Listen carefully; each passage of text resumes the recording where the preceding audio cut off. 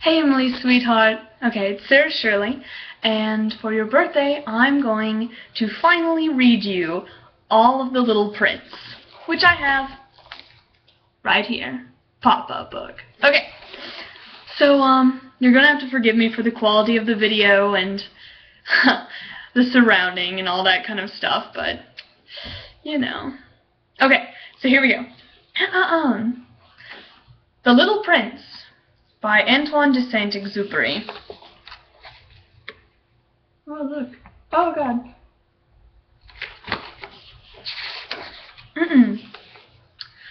To Leon Worth. I ask children to forgive me for dedicating this book to a grown-up. I have a serious excuse. This grown-up is the best friend I have in the world. I have another excuse. This grown-up can understand everything, even books for children.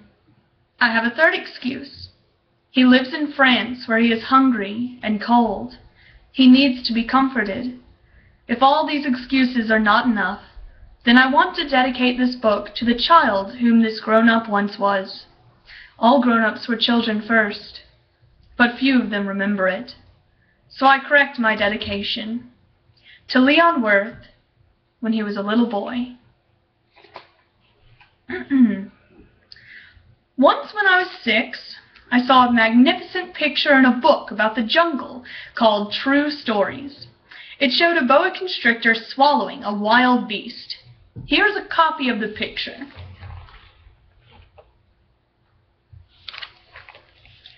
In the book it said, boa constrictors swallow their prey whole without chewing. Afterward, they are no longer able to move, and they sleep during the 6 months of their digestion.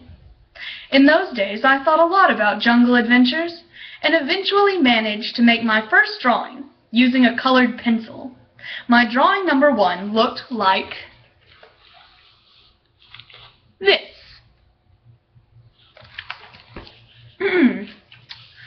I showed the grown-ups my masterpiece, and I asked them if my drawing scared them. They answered, "Why be scared of a hat?" My drawing was not a picture of a hat.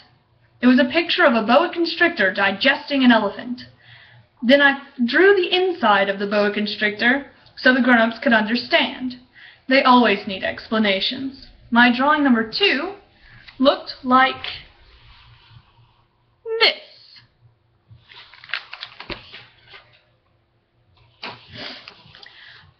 The grown-ups advised me to put away my drawings of boa constrictors, outside or inside, and apply myself instead to geography, history, arithmetic, and grammar. That is why I abandoned at the age of 6 a magnificent career as an artist. I had been discouraged by the failure of my drawing number 1 and my drawing number 2. Grown-ups never understand anything by themselves, and it's exhausting for children to have to provide explanations over and over again. So then I had to choose another career, and I learned to pilot airplanes. I have flown almost everywhere in the world, and, as a matter of fact, geography has been a big help to me. I could tell China from Arizona at first glance, which is very useful if you get lost during the night. So I have had, in the course of my life, lots of encounters with lots of serious people. I have spent lots of time with grown-ups. I have seen them at close range, which hasn't much improved my opinion of them. Whenever I encountered a grown-up who seemed to me at all enlightened, I would experiment on him with my drawing number 1, which I have always kept.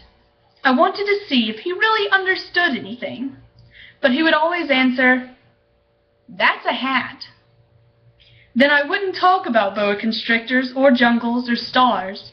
I would put myself on his level and talk about bridge and golf and politics and neckties, and my grown-up was glad to know such a reasonable person.